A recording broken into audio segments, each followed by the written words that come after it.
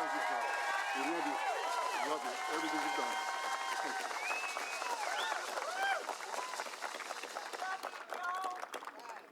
Thank you. I'm Joe Biden. I'm Jill Biden's husband. Gov, thank you for the introduction. And to the Gila Indian River community, nothing wrong with me, Gila River Indian community for welcoming me today. You know, I say this with all sincerity. This, to me, is one of the most consequential things I've ever had an opportunity to do in my whole career as President of the United States. It's an honor, a genuine honor to be in this special place on this special day. Thank you to Senator Mark Kelly, a great friend who also was married to an incredible woman who was my friend. Please have a seat, by the way. And Congressman Greg Stanton. I saw Greg when I came in. He's over there somewhere. Greg, thank you. And I'm putting these glasses on because I'm having trouble seeing this. And all the elected leaders and the tribal community leaders for being here today. You know, I can't tell you what a special thanks I have for Deb Haaland, my Interior Secretary. I was determined. I made a commitment when I became president that have an administration that looked like America, except you're America. And there's never has been a Native American, an indigenous person who was in the cabinet or in the secretary's job or any consequential job in a presidential administration. She's the first, but clearly not the last Native American cabinet secretary ever. And her historic and dedicated leadership to strengthen the relationship between the tribal nations and the federal government is unlike anything ever happened before. That's why we're here today. You know, when I got to the Senate, I was only 29 years old. I had to wait 17 days to be eligible. And after I got elected, while I was waiting, my wife and daughter were killed, and my 2 boys were badly injured. And the guy that came to my assistance was a guy named Danny Inouye. And the first thing he taught me, not a joke, was, Joe, it is not Indians, it's Indian nations. He was serious, deadly earnest about it. It's been 10 years since the sitting president came and visited Indian country. That's simply much too long.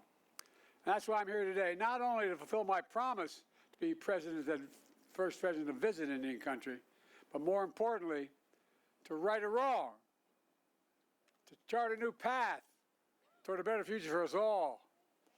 I'm also here today because, as I said, my wife Jill has been here 10 times in the Indian country, literally. The First Lady sends her love and said, Joe, make sure you come home. Because every time she goes, she spent a lot of time, excuse me for saying this, the Navajo Nation. I'm worried. Every time she goes, I'm worried she's not coming home.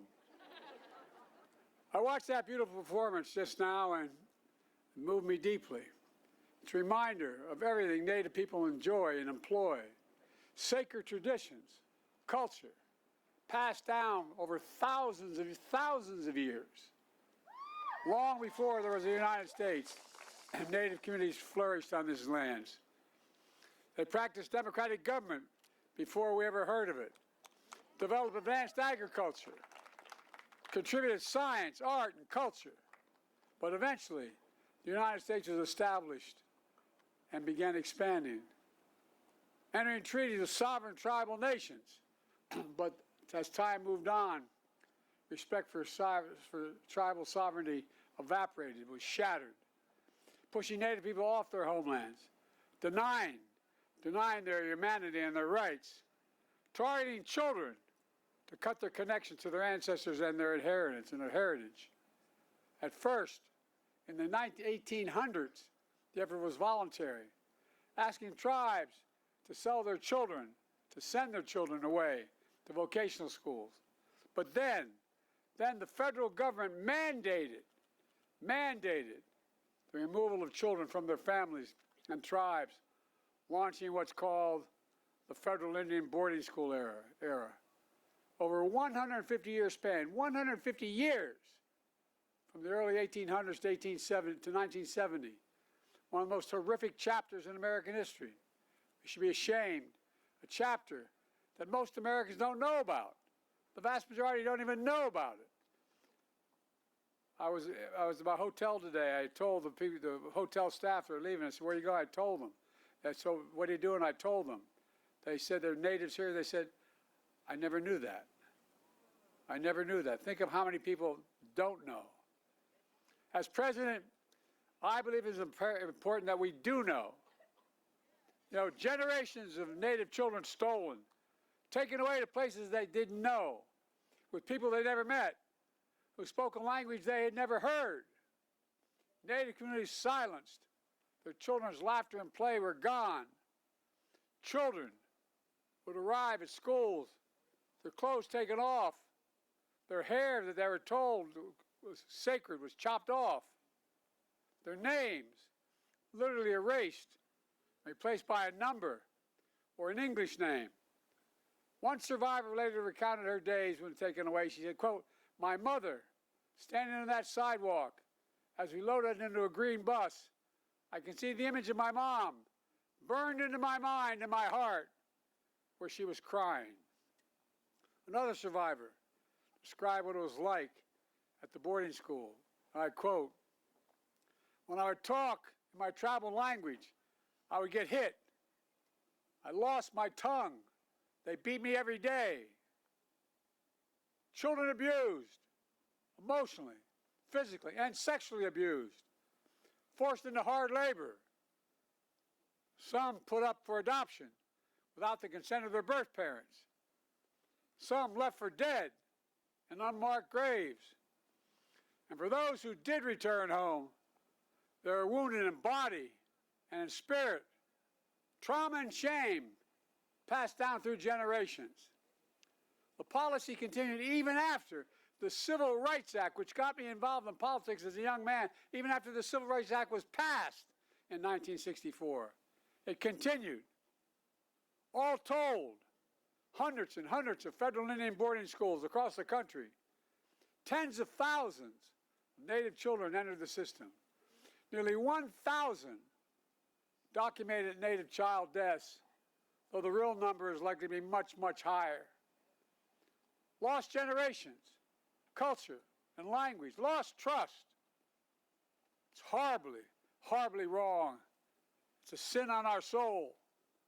I'd like to ask, with your permission, for a moment of silence, as we remember those lost and the generations living with that trauma.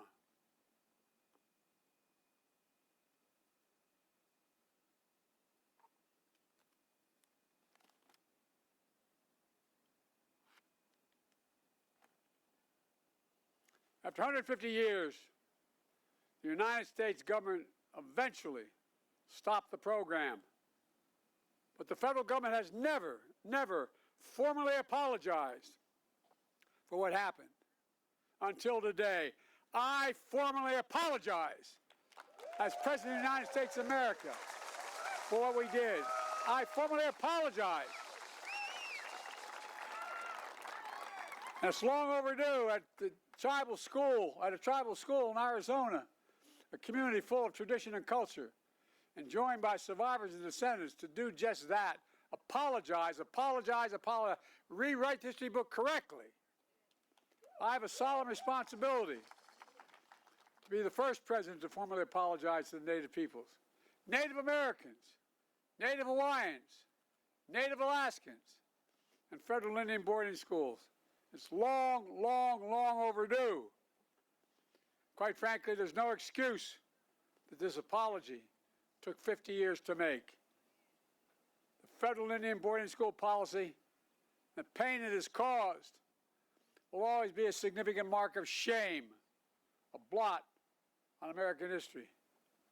For too long, this all happened with virtually no public attention, not written about in our history books, not taught in our schools. Let her talk. Let her talk.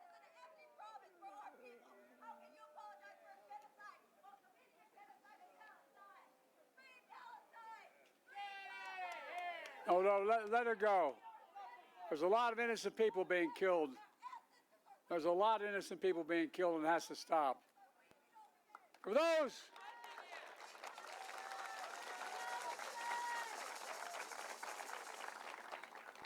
who went through this period, it was too painful to speak of.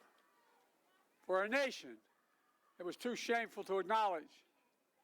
But just because history is silent doesn't mean it didn't take place. It did take place. While darkness can hide much, it erases nothing. It erases nothing. Some injustices are heinous, horrific, and grievous. They can't be buried, no matter how hard people try. As I've said throughout my presidency, we must know the good, the bad, the truth of who we are as a nation. That's what great nations do. We're a great nation. We're the greatest of nations. We do not erase history. We make history. We learn from history. And we remember so we can heal as a nation. It takes remembering. This formal apology is a culmination of decades of work by so many courageous people, many of whom are here today. Survivors and descendants, allies and advocates, like the nation's Native American Boarding School Healing Coalition. And all of you are part of that. Stand up. Stand up.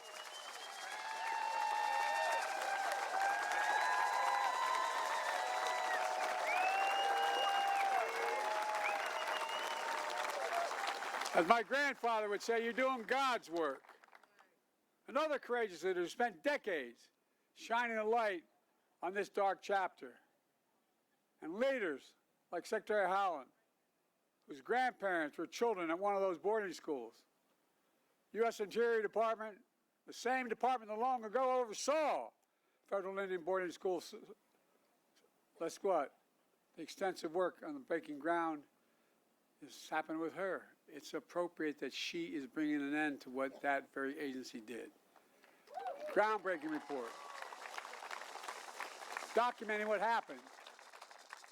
We owe it to all of you across Indian country the truth. Truth must be told. The truth must be heard all across America. But this official policy is only one step toward and forward from the shadows of failed policies of the past. That's why I've committed to working with indigenous communities across the country to write a new and better chapter in our history, to honor the solemn promise the United States made to tribal nations to fulfill our federal trust and treaty obligations. It's long, long, long overdue.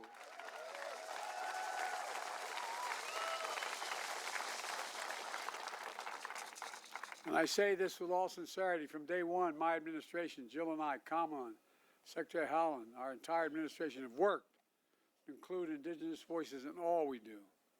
Along with Secretary Howland, I've appointed Native Americans to lead across the federal government. I signed a groundbreaking executive order to give tribes more autonomy to make your own decisions, requiring federal agencies to streamline grant appropriations and applications, to co-manage federal programs, to eliminate heavy-handed reporting requirements. It's about representing your autonomy. And I might add, it's a hell of a lot more efficient when you do it too. Folks, I'm proud to have reestablished the White House Council on Native American Affairs. Relaunched the White House Tribal Nation Summit and taken historic steps to improve tribal consultation. With the historic laws I've signed, we're making some of the most significant investments in Native communities ever in American history. It's part of my Invest in America agenda, and it's helping all Americans from every state and every tribe, and that's good for all America. Helping Native communities get through the pandemic with vaccine shots in arms and checks in pockets. I'm proud this helped cut child poverty in Native communities by more than 1/3. I'm proud our economic plan has created 200,000 jobs for Native Americans. Record low employment in Native communities. With the strong support from Secretary Howell and all of you, we're finally modernizing tribal infrastructure, for God's sake. Building new roads, new bridges, delivering clean water, affordable high-speed broadband in every Native community, and so much more. Folks, we're just getting started. We're making historic climate investments in clean energy, conservation, clean water, Native communities, including co-stewardship of our land and waters. We just designated the first National Marine Sanctuary proposed by indigenous communities, which is off the coast of California. We just got that done. And I've restored and designated multiple national monuments to honor tribal nations, including the ancestral footprint of the Grand Canyon right here in Arizona, where I had the honor of visiting. It's breathtaking. It was breathtaking. I secured the first ever advanced funding for Indian health services, so tribal hospitals can plan ahead, order supplies, hire doctors, and know that the money will be there. We're also preserving ancestral tribal homelands, restoring salmon and other native fish, recognizing the value of indigenous knowledge and languages, especially those damaged in the boarding school era. In fact, my administration was proud to defend the Indian Child Welfare Act.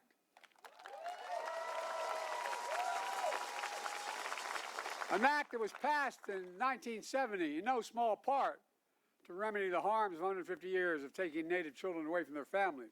But, as you all know, that act was challenged just a few years ago in the summer of 2023. Those who opposed us challenged on the ground that Native families should not have priority over everyone else in adopting Native children. Well, I took that all the way to the Supreme Court, and we won. We won.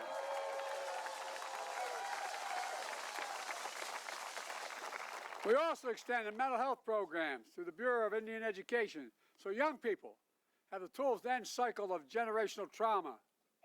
As an educator, this is something Jill cares deeply about, my wife, just as she traveled across Native communities to increase access to health care and so much more, including helping open the first cancer cure center in Navajo Nation. More to do, a lot more to do.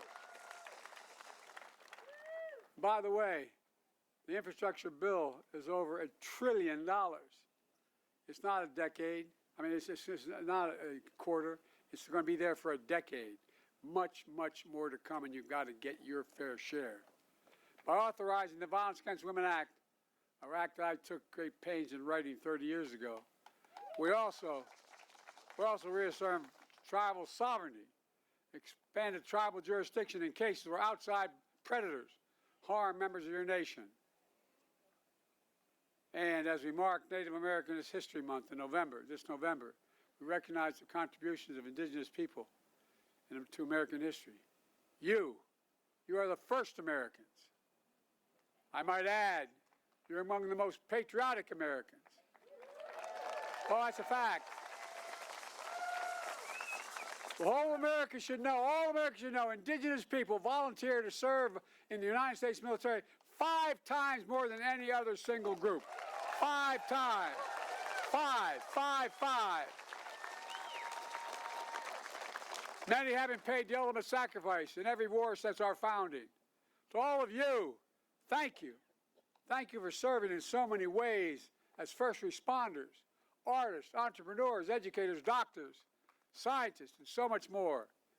Sharing your culture and your knowledge for the good of future generations. Believing in possibilities, possibility to usher in a new era to a nation-to-nation relationship grounded in dignity and respect. It matters. My dad used to have an expression, Joey, everyone's entitled to be treated with dignity. Everyone's entitled. He meant it. Well, let me close with this. This is about restoring your dignity. I know no apology can or will make up for what was lost during the darkness of the federal boarding school policy. But today, we're finally moving forward into the light. As President of the United States, I've had the honor to bestow our nation's most prestigious medals to distinguished people and organizations all across America. That includes Native Americans who survived the boarding school era. Early in my term, I bestowed the Medal of Freedom, our highest civilian honor, on a man, my grandfather, who was an Irish immigrant and was not treated very well because he was an Irish Catholic in the coal mine era in Scranton. But he went on to be an All-American football player at Santa Clara. And every time they talk about All-Americans, he'd say, Joey, the greatest athlete in American history is Jim Thorpe. Oh, I'm serious. I knew a lot about Jim Thorpe before some of you probably even knew. As a child, Jim was taken from his home, but went on to become one of the greatest athletes ever in all American history. And earlier this week, I bestowed two other revered medals, the National Medal of Arts, the National Medal of Humanities, to 39 extraordinary Americans and organizations, including Rosetta Roll, an Alaska native. More than 80 years ago, she was a 6-year-old when she was taken to a federal boarding school. She spent 3 years without her family not known if she'd ever come home. 9 years old, she was one of those who did come home. Over the next 7 decades, she became a leading anthropologist and advocate, building a new era of understanding. Her story, from being taken from her home as a child to standing in the Oval Office, receiving one of the nation's most consequential medals, is a story of the truth, the power of healing. When Rosetta sees young people singing traditional songs, just like we heard today, she says, and I quote, "We will hear the voices of our ancestors, and we are now hearing it through our children." For too long, this nation sought to silence the voices of generations of Native children. But now, your voices are being heard. That's the America that we should be. That's the America we can all be proud of. That's who we are. For God's sake, let's make sure we reach out and embrace. Because you make us stronger, you are America. God bless you all, and may God protect our troops. Thank you.